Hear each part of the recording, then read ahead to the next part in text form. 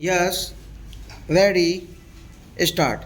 Let us now see how decentralized democracy in the Nagarpalika compares with decentralized democracy in the panchayats.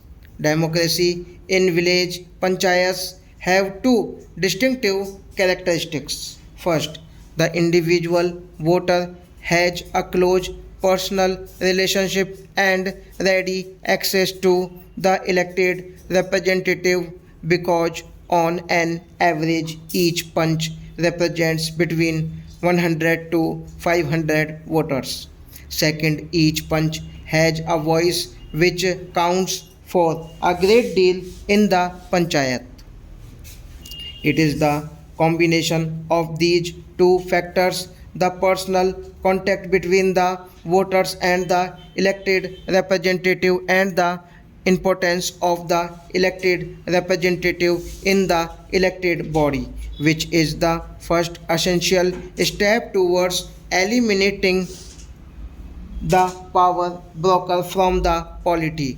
In contrast to the three levels of Panchayati Raj, we have so far only had single tier municipal administration.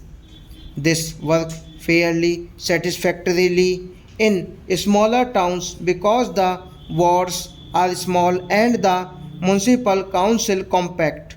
However, as the town grows larger, the distance between the voter and his representative increases. The number of members of the municipality also tends to increase by the time towns grow into cities and cities into metropolises.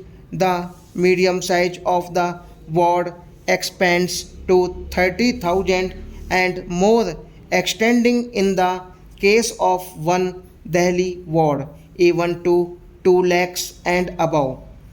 The membership of the corporation also expands to nearly 150 members to bring democracy in urban settlements closer to the people in the mohallas and the neighborhoods where they live.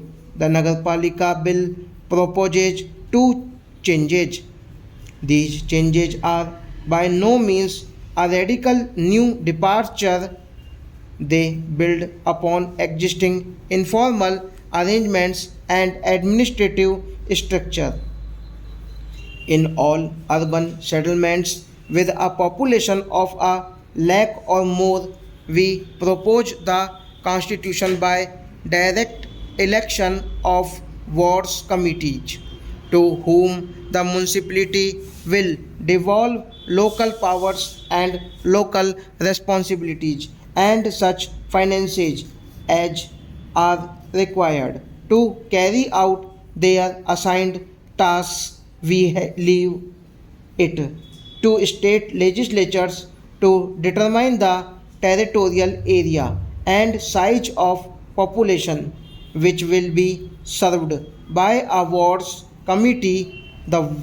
We would hope to the jurisdiction of a committee would be sufficiently compact to give citizens a sense of personal involvement in the affairs of their neighborhood and ready access to the elected representative will be a member of the wards committee and will constitute the link between the ward and the municipality staff.